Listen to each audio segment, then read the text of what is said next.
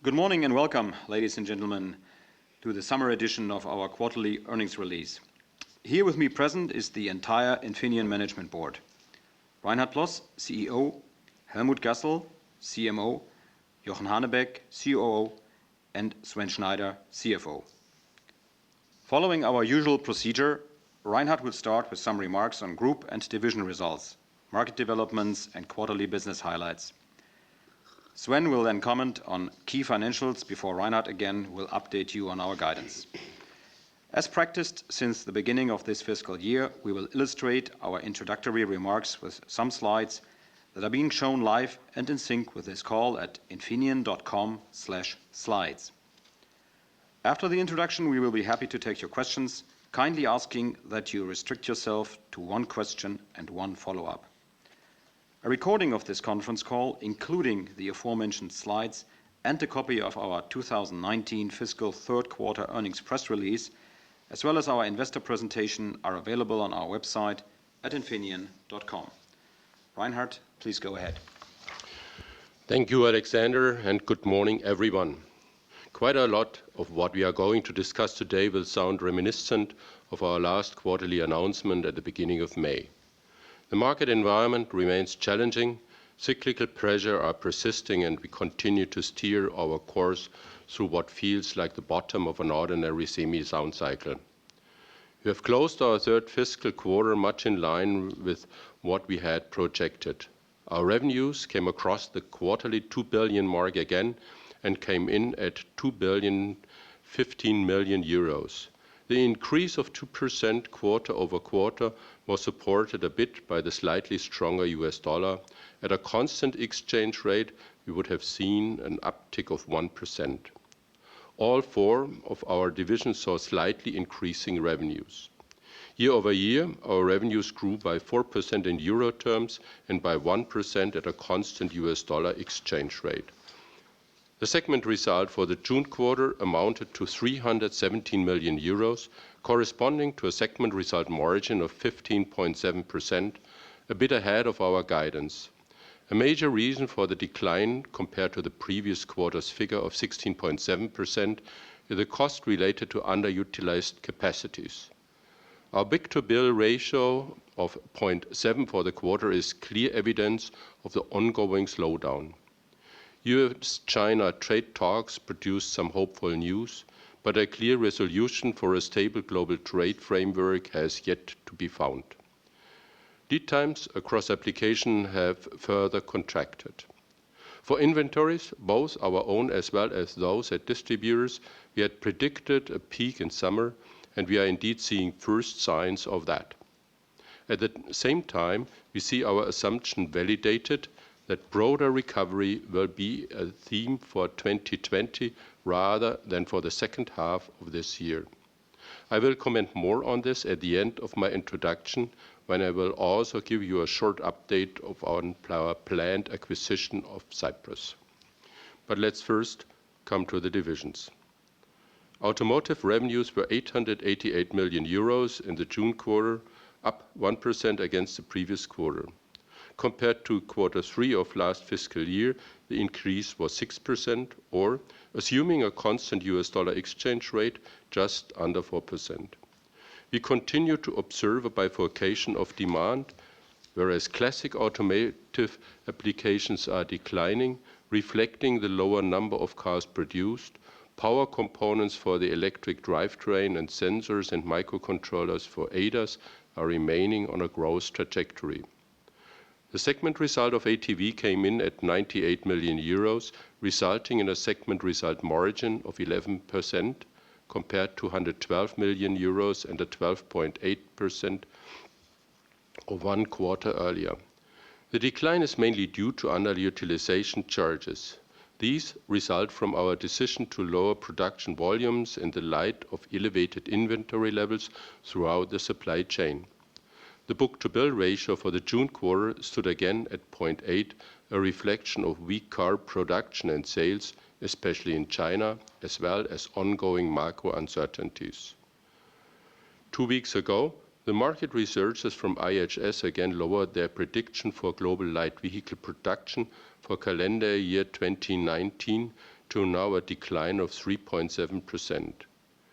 We had already built a slightly more conservative number in our own projections, affecting our business with traditional automotive applications such as engine management or body and safety functions. Wholesale car sales in China were again significantly down year-on-year in the June quarter, by around 13% according to the China Association of Automobile Manufacturers. Within this period, the monthly decline was lower in June than in April and May. Retail sales even saw an increase in June. This was, however, likely driven by strong discounts on cars compliant with the China 5 emission standard before the introduction of China 6 in key cities as of 1st July 2019. There are no signs of a general recovery of the auto market in China for the time being.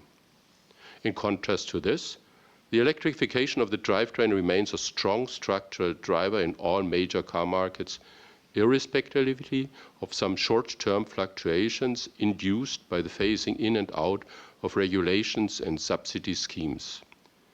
Infineon continues to successfully address this secular trend. With our industry-leading portfolio of power semiconductors, we can completely address customers' needs in terms of performance, quality, and volume. Two recent developments testify to this. Volkswagen has chosen Infineon to become a partner in his strategic supplier network FAST, which stands for Future Automotive Supply Tracks and serves to intensify the cooperation with the most important suppliers. With this competence in electromobility, Infineon contributes significantly to Volkswagen's modular electric drive platform. Furthermore, Hyundai has selected Infineon silicon carbide products for the main inverter of their upcoming generation of electric cars. Our trench-based device will help to increase power efficiency and therefore extract higher mileage from a given battery capacity. Also, our automotive microcontroller family Oryx continues to see good traction. A leading European Tier 1 selected an Oryx 2G for its next-generation fail operational braking platform. Moreover, a major Japanese Tier 1 selected already the following third Oryx generation for its future engine management and xEV inverter, thereby confirming the versatility and long-term reliability roadmap of Infineon's automotive microcontrollers. Now to industrial power control. The segment recorded revenues of 357 million euros, an increase of 3% compared to the previous quarter. Wind and solar remained growth engines, whereas home appliances showed weaker than typical seasonality and industrial drives were essentially flat. Year-on-year revenue was up by 2%, illustrating the slow momentum and cautious sentiment in many industrial applications. The segment result for the third quarter was 55 million euros, resulting in a segment result margin of 15.4% after 19.3% in the previous quarter. The decline was mainly driven by lower fab loading and, to a lesser extent, charges related to new product ramps. A general demand pattern is consistent with previous quarters. High and medium power components are proving robust. Low power discretes as well as gate drivers remain soft. Overall, this resulted again in a book-to-bill ratio of 0.7 for the June quarter, unchanged from one quarter earlier. Order entry is stabilizing. Inventories levels are showing early signs of coming down from the elevated levels caused in part by lower utilization rates in our production. The business momentum across most industrial applications is weakening, as evidenced by manufacturing-related indicators. In this difficult environment, renewable energy is holding up very well. Wind and solar power remain on a significant growth path, uncertainty around China feed-in tariffs notwithstanding. Our differentiated high-power module addressed critical performance and quality requirements, and here we even continue to be in allocation. Now to power management and multi-market. The segment revenues came in at 598 million euros, an uptick of 1% over the prior quarter, helped by demand for mobile phone components and the stronger US dollar. Compared to the June quarter of last year, this constitutes an increase of 3% in euro terms and a decline of 2% at a constant US dollar exchange rate. The segment result of PMM amounted to 145 million euros, equal to a segment result margin of 24.2% after 132 million euros and 22.3% in the previous quarter. A favorable currency development and some inventory-related effect drove the increase. In a challenging business environment, the market for most of our business lines is stabilizing on current level. Demand for MOSFET remains subdued, but shipments of components into the supply chain are currently below sell-through. Controller ICs and power stages for servers are witnessing ongoing sluggishness in line with the global server and data center market. In an overall difficult environment, demand for onboard chargers for electric vehicles and components for 5G remain resilient. The picture for handset-related products is somewhat brighter, driven by seasonality, market share gains in silicon microphones, the ramp of radar and time-of-flight components, as well as a growing accessories market. The book-to-bill ratio for PMM stood at 0.5 for the June quarter, but this needs to be put into perspective. Given that more capacity has become available throughout the industry, customers are cleaning up their orders. Cancellations are affecting mainly delivery dates that are further out in the future. And despite that, the backlog of PMM remains equivalent to about 1 year of sales. Going forward, markets are expected to remain in their soft stage in the near term. Structural demand drivers such as 5G, electric vehicles, battery-powered applications or e-scooters remain intact, but inventories will have to be worked down further before these lead to a stronger product pull at the supplier level. On the handset side, we see positive momentum for our innovative solutions going into both the smartphones as well as the accessories, such as our sealed dual membrane silicon microphone with a superior signal-to-noise ratio. Let's now come to digital security solution, where we recorded a 2% sequential revenue increase to 167 million euro. This was mainly driven by continued increasing demand for our payment solution Secura Pay. Compared to the June quarter of last year, revenues declined by a rate of 5%. The book-to-bill ratio stood at 0.8, indicating an ongoing flattish business. The segment result came in at 19 million euros, corresponding to a segment result margin of 11.4% compared to 11.6% a quarter earlier. Going forward, our embedded security products experience good traction with project win in both consumer and enterprise device markets. We continue to see strong momentum in the area of security solutions for contactless debit and credit cards, including the fitting software. With this, I would now like to hand over to Sven, who will provide comments on our key financial figures for the quarter and also give you an update on where we stand with respect to financing the planned acquisition of Cyprus. Thank you, Reinhard, and good morning, everyone. Let me start with some more details on the margin development in Q3.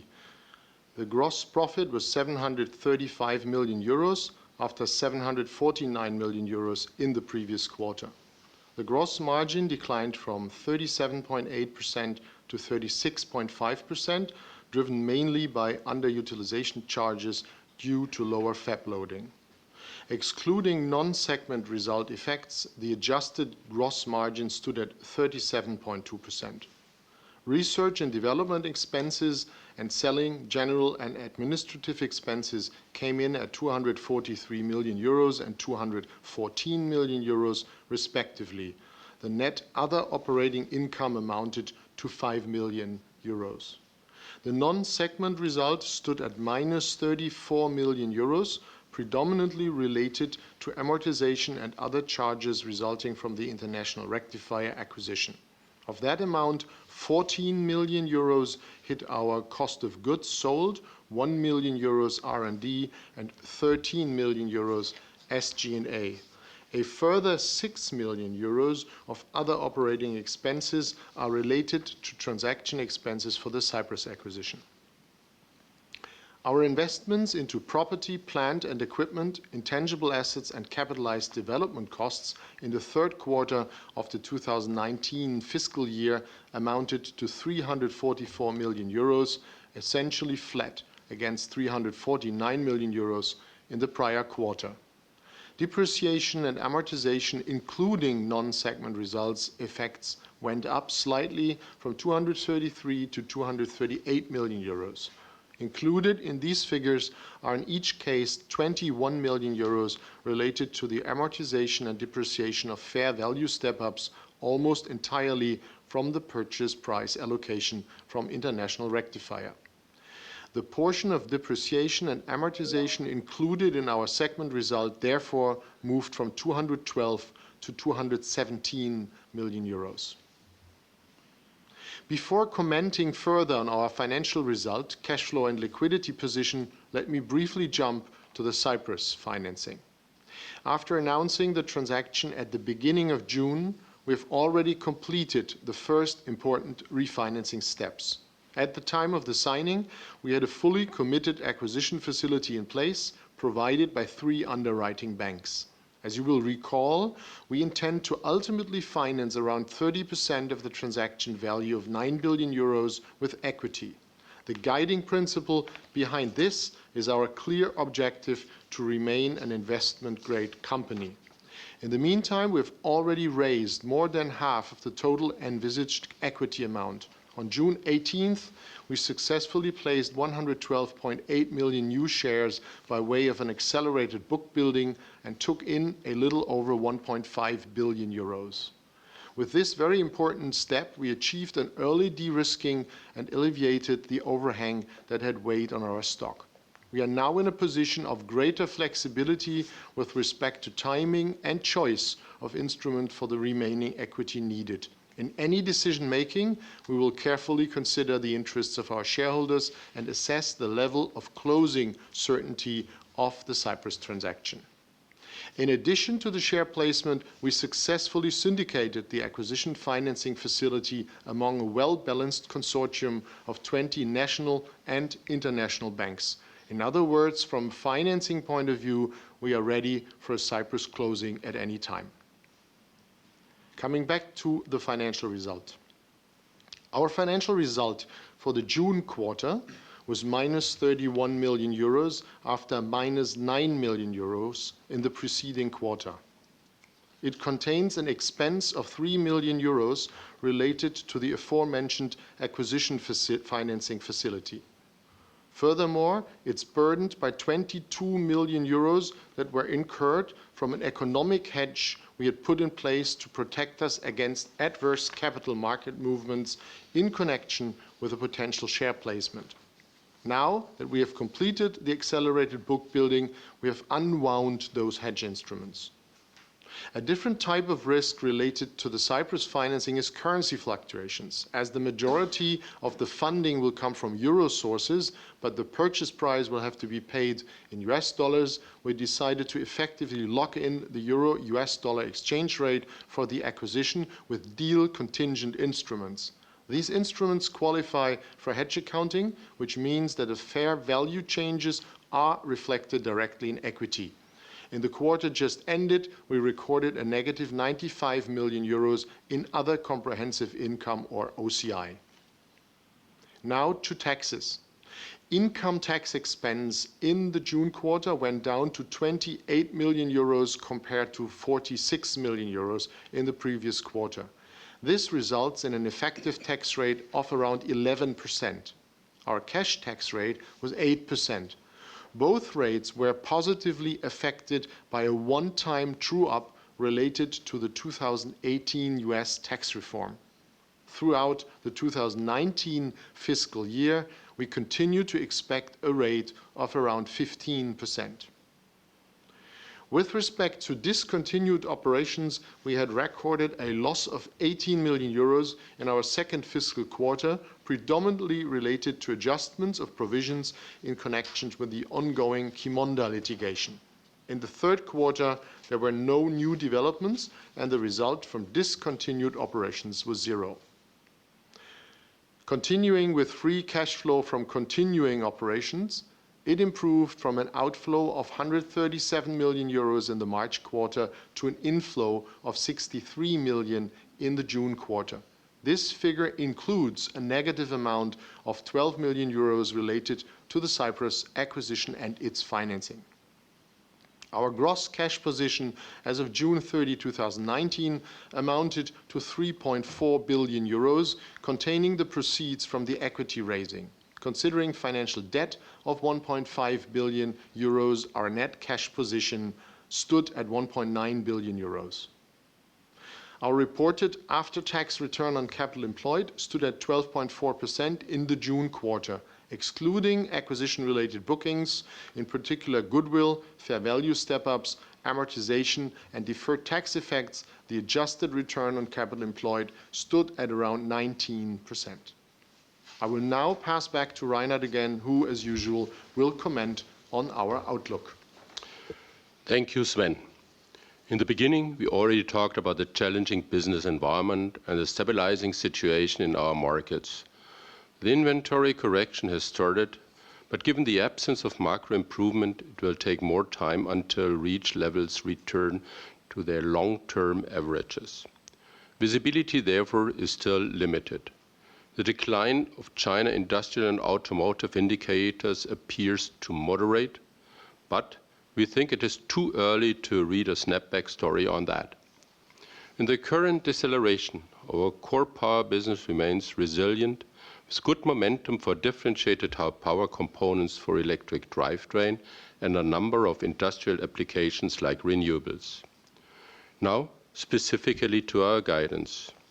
We assume that September quarter will again be subseasonal with quarter-over-quarter revenue growth of 1% plus or minus 2 percentage points based on an exchange rate of 1.15 for the US dollar against the euro. Breaking it down by divisions, PMM is expected to grow slightly above group average. ATV should develop in line with it. For IPC and DSS, we expect a small sequential decline.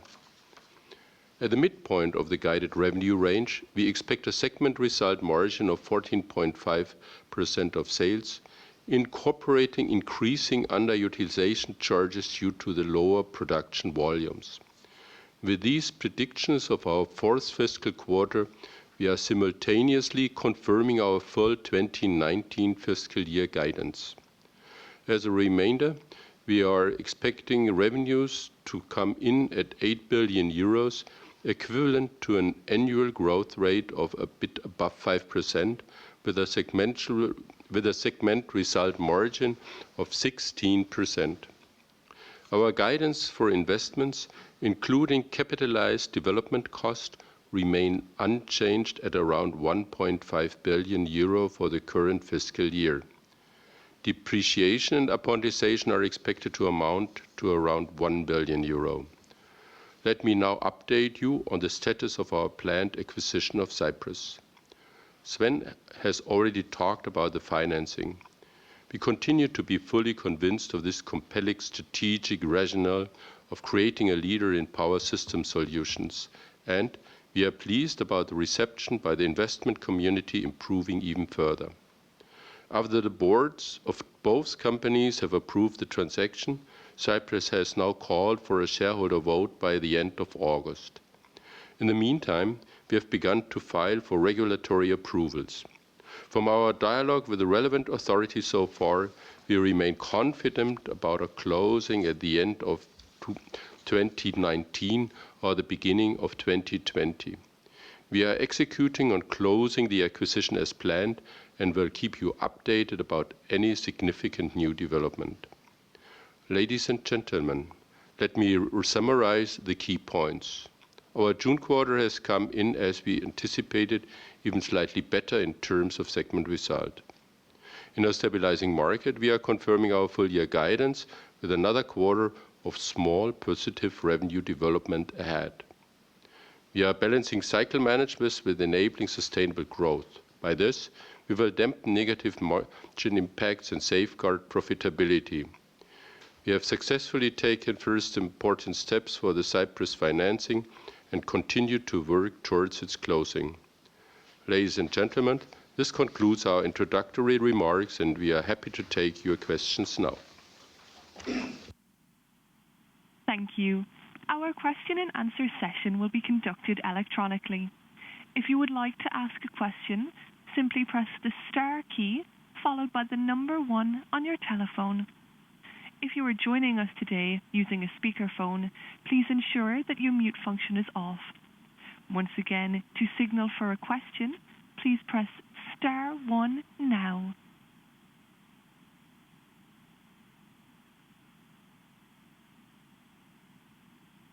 We will take our first question from Sandeep Deshpande of JP Morgan. Please go ahead. Your line is open. Yes, thank you for letting me on.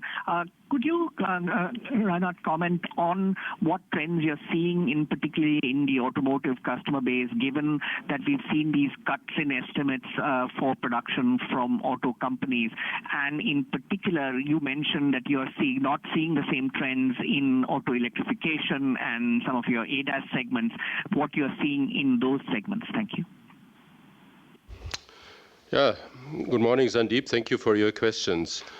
I think as we have been one of the companies pretty much ahead of the rest, guiding in a weaker or guiding the weaker environment, we stand basically firm on what we have said. In general, automotive markets are down. I think it is quite in line with the latest communications you heard in the market.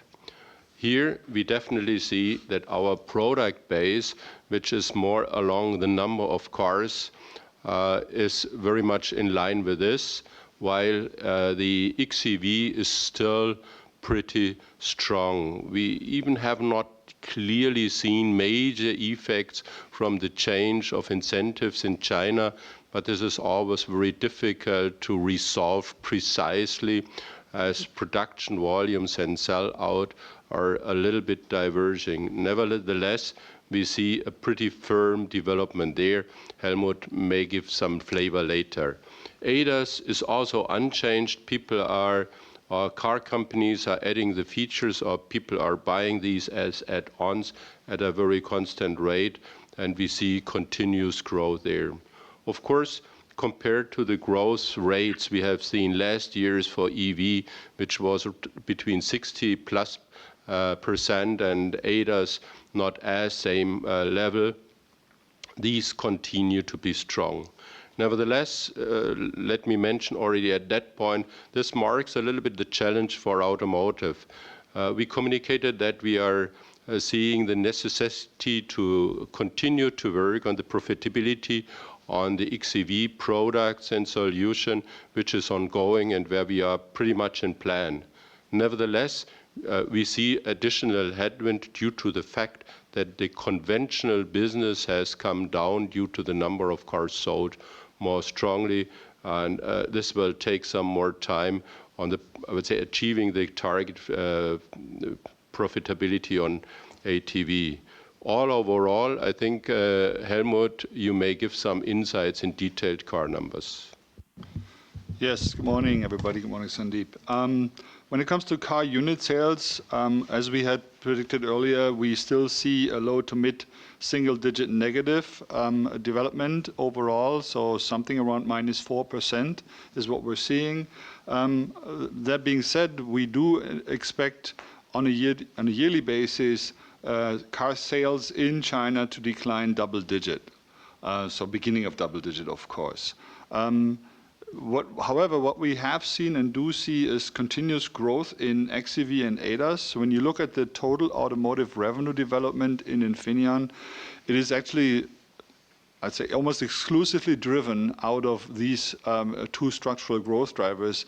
Business in classic automotive is actually declining as compared to previous years. So that's also, as we reported earlier, a reason for the negative margin development as well. In June, we had a special effect in China, simply because there was, number one, as Reinhard mentioned, the China 6 standard coming into effect in 14 cities and provinces. This has driven some additional sales of China 5 vehicles. The subsidies for electric vehicles have also declined quite substantially as of July.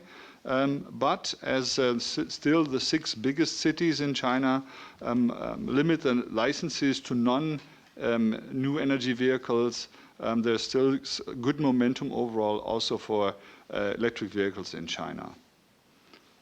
Thank you, Helmut. And to conclude on this topic, even though we do not guide beyond the running quarter, we see the automotive market on the cautious side. Thank you. We will take our next question from David Mulholland of UBS. Please go ahead. Your line is open. Hi, thanks. I just wondered if you could comment on the underutilization charges, how much that's actually been in the quarter, and how that's been actually recognized by division. I assume it's mostly in automotive and IPC, given margin trends, but it'd be real helpful if you can help us quantify that. And just one quick follow-up on the Hyundai design win that you mentioned, and obviously good to see a SiC inverter win being named, but can you possibly comment on whether that's going to be used across all vehicles, just high-end, and what the timing of that ramp will be, and whether that changes your view on the pace of silicon carbide development, given what you're now seeing? So, David, thank you for your questions. Let's start with the Hyundai design win. I think, Helmut, can you please comment on the silicon carbide topic? Yes, so that's a design win of a specific new vehicle platform. We cannot comment on which platform and when it's actually starting to ramp, but yes, it is only one vehicle right now. So, but of course, we expect it to broaden over the time. In general, the adoption of silicon carbide is a mixed bag. Definitely, we see companies continue to design in IGBTs as at a very high volume rate, and the silicon carbide is decided on, I would say, selectively. Nevertheless, we see a certain ramp up of the adoption of silicon carbide, I would say, use cases in the car industry, but not with a very clear strategy behind if it is high-end or if it is broad market. But we have given a certain guidance some time ago that it will start the higher-end cars. Maybe that is still true, but we believe that it is coming down and reaching the mid-level a little bit earlier than assumed before. We will continue to report on that as we move forward, but I think this is a topic which has to be watched out. Don't forget, the current revenue and the majority of the revenue stream in the next years is IGBT based. Now to underutilization charges, Jochen will answer that question. Yeah, hi, David, also from my side. So the underutilization, of course, we always have some structural underutilization where the demand does not fit the capacity. But this year, compared to last year, of course, the underutilization goes up significantly to a low triple-digit million number.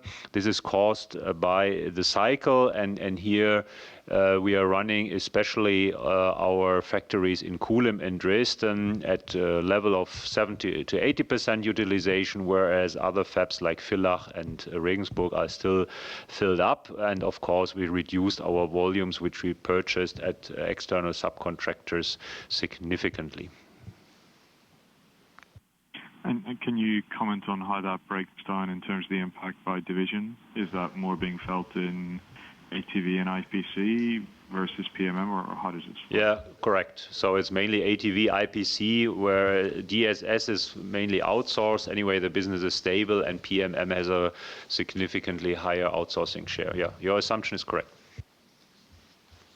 Okay, thank you. We will take our next question from Jerome Ramel of Exane BNP Paribas. Please go ahead. Yeah, good morning. Quick question for PMM. What was the split between power and wireless for fiscal Q3? Thank you, Jerome. Helmut, do you have this number? Sorry, I don't have the precise number on top, but on top of my head, I'd say it's split is roughly 75% power, 25% out of wireless RFS business. Yeah. It is changing, Jerome, because moving forward, we announced that now wireless will be stronger. So we have, I would say, we have seasonal differences on this. So it can range to a number below that and up a little bit more. But I think that is somehow the range. Thank you. And maybe a follow-up question on silicon carbide. What is your view on the total market, let's say by 2024, 2025, in terms of penetration of silicon carbide? So you say that you start to see maybe silicon carbide getting to the mid-range of vehicles. Do you have a clear view of how big the market will be by, let's say, 2025? Oh, it's a difficult question. I can check if we have the number.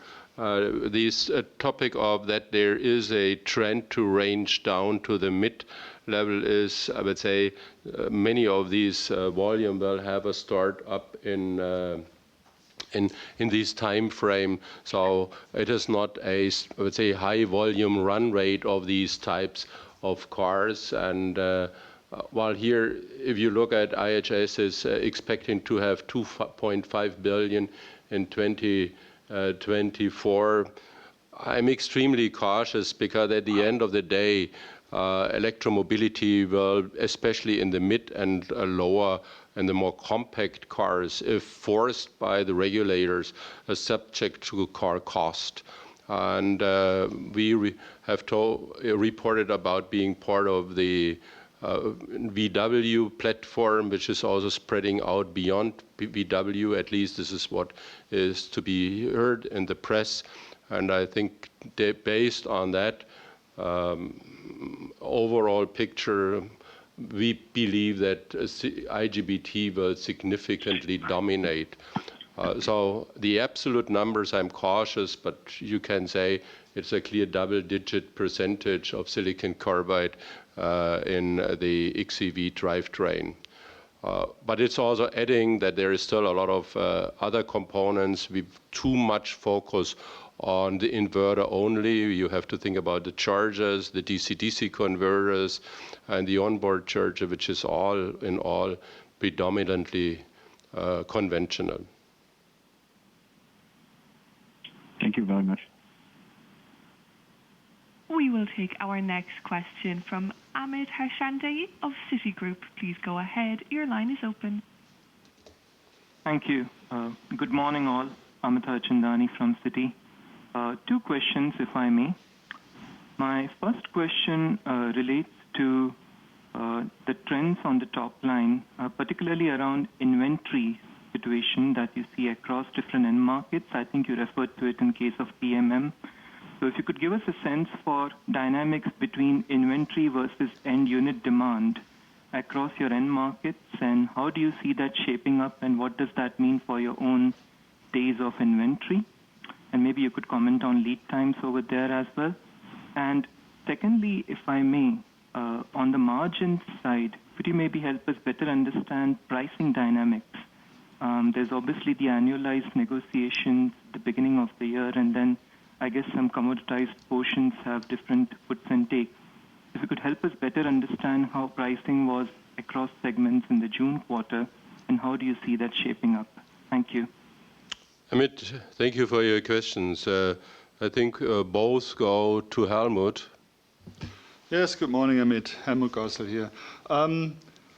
We had said earlier, actually last call, that we see a peak of inventory in the channel in the summertime, and we do see signs of that. Actually, the what we call weeks of sales in the channel have come down by roughly 1 week, a little bit more than 1 week.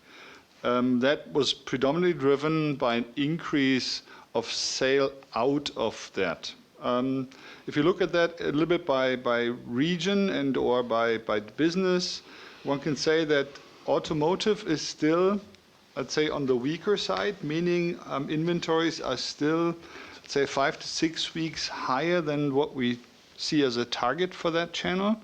Whereas other businesses, in particular PMM, has really come down to an almost normal level. So that was predominantly driven by some strong sell-through. So PMM is starting to pick up out of the channel.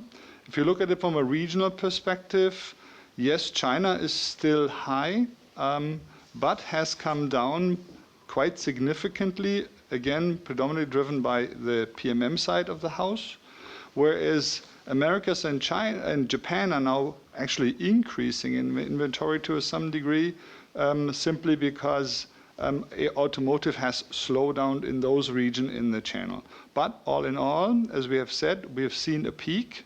The inventories are starting to come down. When you then look into the inventories beyond that, meaning at our customer side, that's when the picture becomes pretty blurry. But usually when we see pickup in the channel, we can also expect that to come out there too. Second question as to the pricing dynamics, I'd say all in all a quite normal development, meaning when the market is softer, pricing pressure increases. This first materializes in the multi-source or exchange, let's say, a more commoditized part of the business, whereas in the differentiated business, pricing holds strong. Yeah, I think. Thank you, Helmut. Yep. Sorry?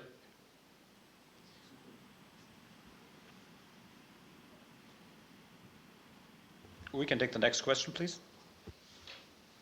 Our next question comes from Janandran Menon of Liberum. Please go ahead. Your line is open. Hi, good morning. Thanks for taking the question. I just want to follow up on the PMM side, a few points. One is, you were sounding quite cautious on how demand from servers, PCs, etc., seems to be trending at this point on your order book. But some of the other companies like Intel, Samsung, etc., seem to be a little bit more positive on those end markets. I was just wondering where the sort of divergence there could be coming, or are you actually seeing any signs of improvement in some of those markets, given especially how important servers are for you from the overall PMM division point of view? Also, if you could give us a little bit more color on the smartphone sensor trends right now, both in terms of radar as well as time-of-flight 3D sensing. What kind of design wins are you seeing there, and how do you see that trending through the second half of this year and into next year? That would be useful. Thanks. Yeah. So, Jonathan, thank you for your question.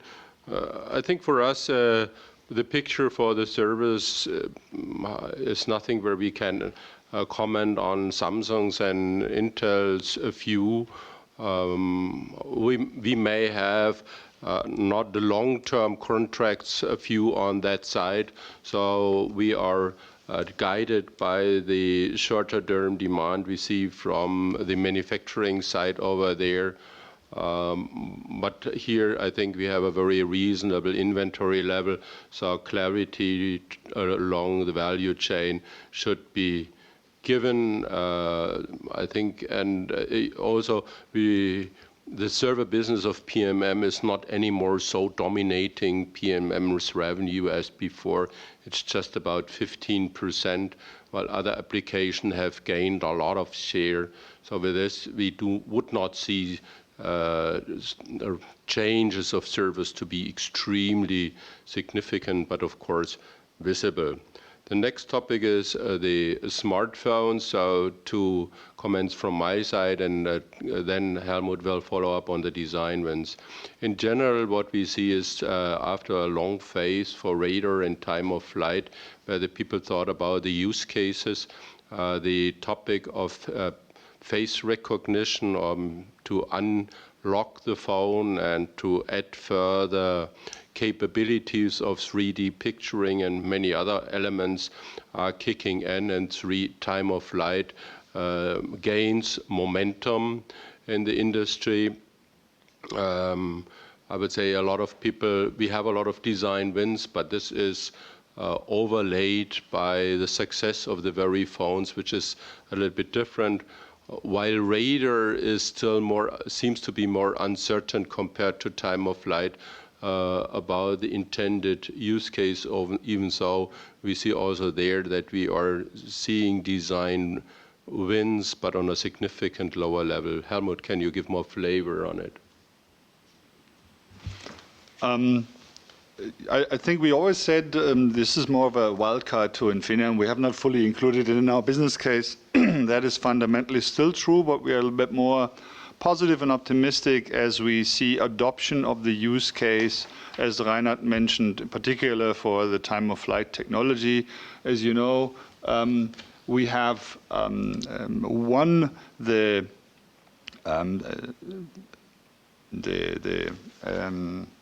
LG Thin Q8 phone, and that was launched with our time of flight camera at Mobile World Congress earlier this year.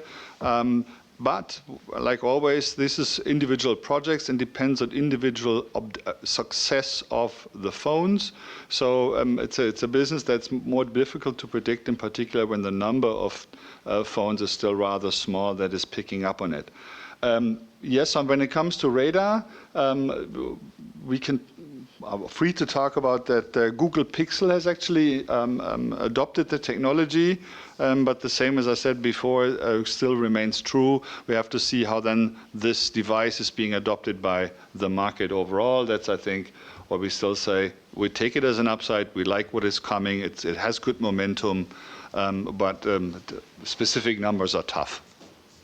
Yeah, and to add a technical flavor, the people want to have a full display smartphone, which I would say is more difficult to have the radar, which is in the front, in the user-facing side, to be integrated. So let's see, we will stay tuned on this, but as Helmut said, it's an option and not a major, I would say, not yet planned growth driver for Infineon. So, thank you. Understood. Thank you.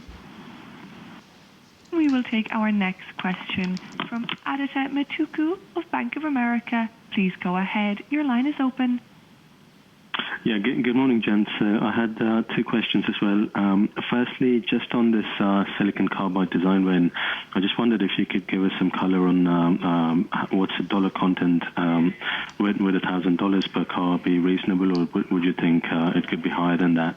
And secondly, on just this hypersteel, I just wondered if you could give us a bit more color on how exactly you intend to finance the rest of the equity component, and also just some color on which part of the semiconductor market do you think Cypress's MCU portfolio would help you the most, i.e. in automotive, IoT?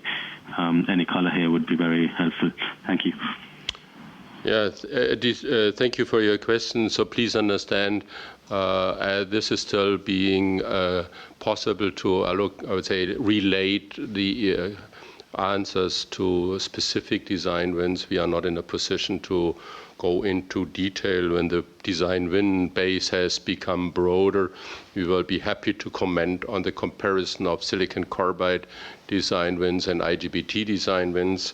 So Helmut, you can add something to this? Yeah, I just wanted to add that when it comes to the dollar content per vehicle that is coming with this silicon carbide inverter, the same applies as we had said on before, that you can roughly expect the current price of the IGBT the silicon carbide module as compared to IGBT in the range of 2 to 3 times the value. So that's several $100 value per vehicle content when it comes to a silicon carbide inverter.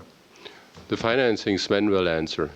Yes, Adi, hello, Sven here. So first of all, let me recap. We have done a big chunk of the equity with the 1.55 billion equity increase at a very early stage, as I mentioned in my introductory remarks, and have syndicated the credit facility to 20 banks with tenors up to 5 years. So now we have a lot of flexibility time-wise to really look at first the development of the regulatory approval process, but we will also carefully take the investor feedback into consideration and watch markets. So we are under no hurry here, and as I have mentioned in previous calls, we have a huge universe of instruments on hand which go from hybrid transactions, convertible transactions to full rights issues, and we will take the decision at the appropriate moment in time. Maybe if I just take the Cyprus question, where is Cyprus MCU helping most? This is industrial and IoT, to a smaller extent in automotive, which is also reflected in the composition of the revenue synergies.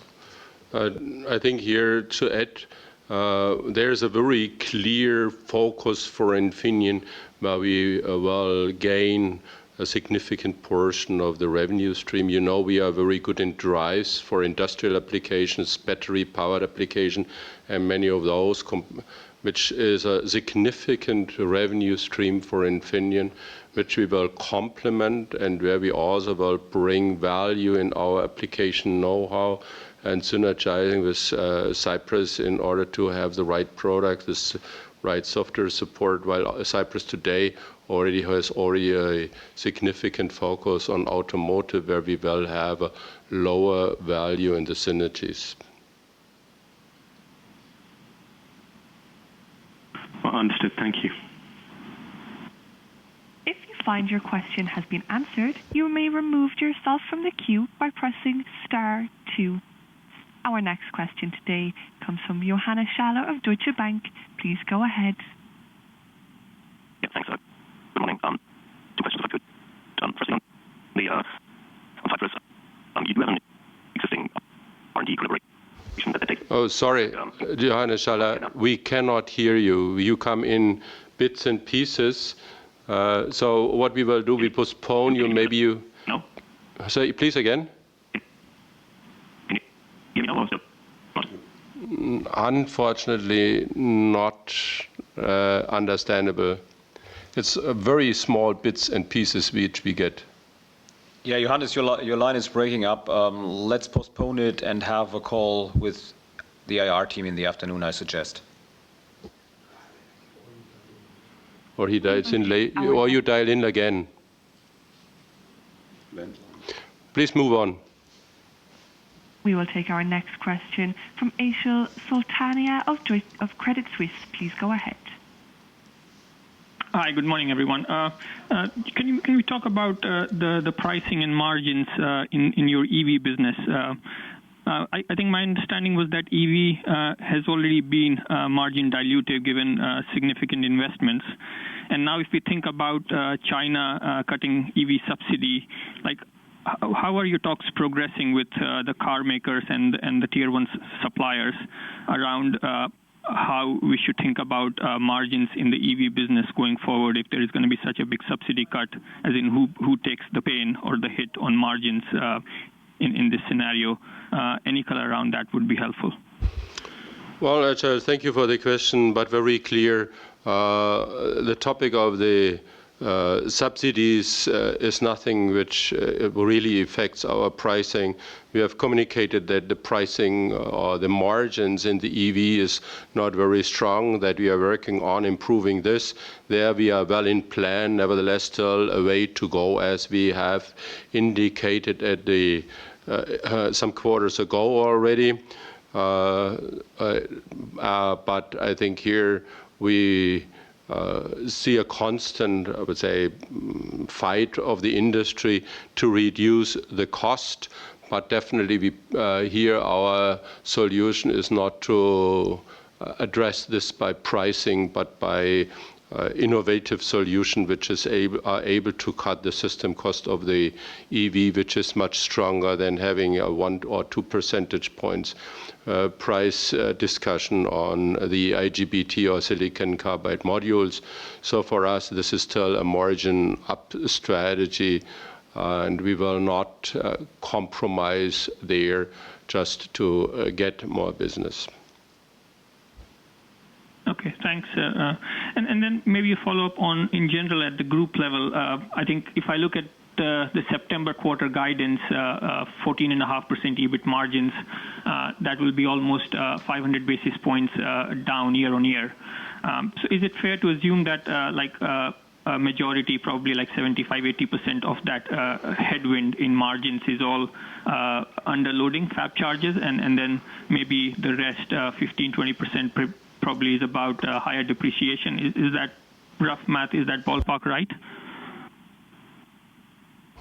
So I think here the underutilization, maybe Jochen can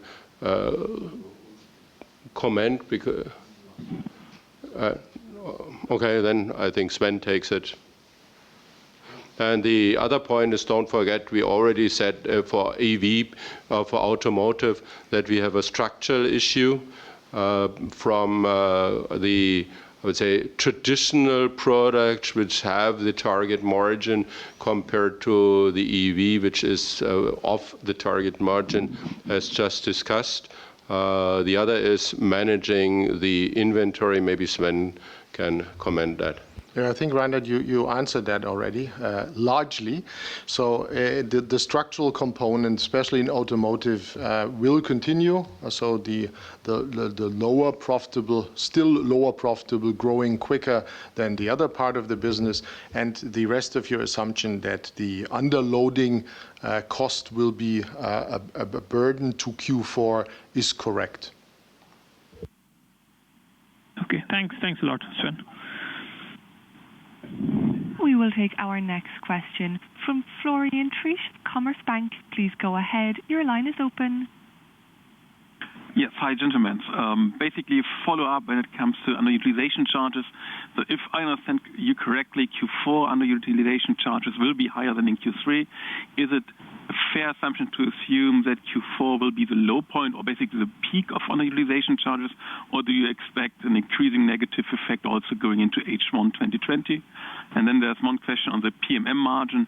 You mentioned that there is a positive effect from FX and inventory, or as well as an inventory effect.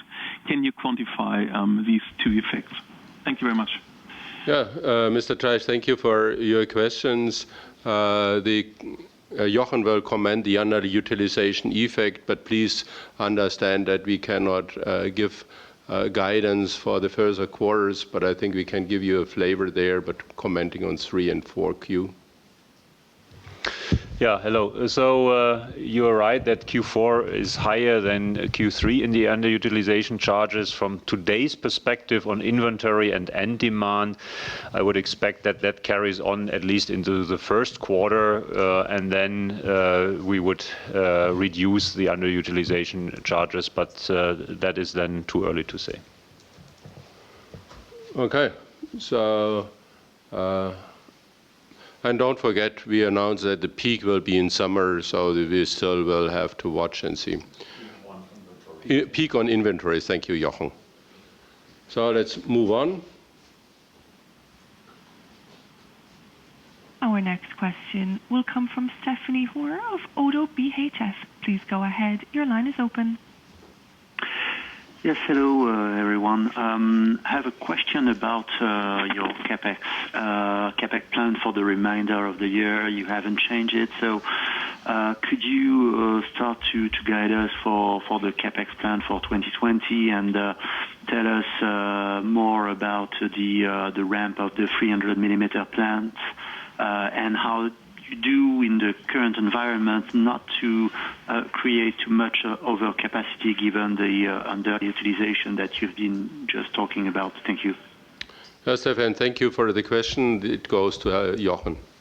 Yeah, hello. So in terms of CapEx plan, we are committed to our target operating model, which we outlined at the Capital Markets Day last year in London. That means this year we are overshooting this target operating model, but as said already last time, we will compensate for this in the following and next year and therefore, we are compliant. From our point of view, this makes sense not to put the brakes on too much because still we will have the option then to increase revenue. But again, we are committed to our target operating model outlined there. With respect to Villach, the building is progressing on plan, and we will finish the construction. When exactly we order then the equipment in order to get more capacity beyond Dresden, as obviously the Dresden ramp-up has been slowed down, is a decision we do have to take only in the winter time frame. In terms of building, we go ahead. Okay. Quick follow-up, if I may. On the page 11 of your press release, you show interesting revenue by geography, and we see that revenues from China are going up actually quite significantly on a sequential basis, but also on a year-on-year basis. So can you elaborate a bit on where is it coming from? Is it more automotive, industrial, and yeah, more information would be helpful. Thank you. Yes, Helmut Gassel here. As I said before, it's predominantly driven out of the PMM business and from the channel. So it's not automotive and into the other businesses. So PMM and the channel in particular. Okay, thank you very much. We will take our last question today from Sebastian Stabowicz of Kepler Cheuvreux. Please go ahead. Your line is open. Yeah, hello everyone. Thanks for taking my question. One question on silicon carbide. What is now the total system benefit of the silicon carbide technology as compared to the IGBT when you include in the cost component of the two technology in the equation?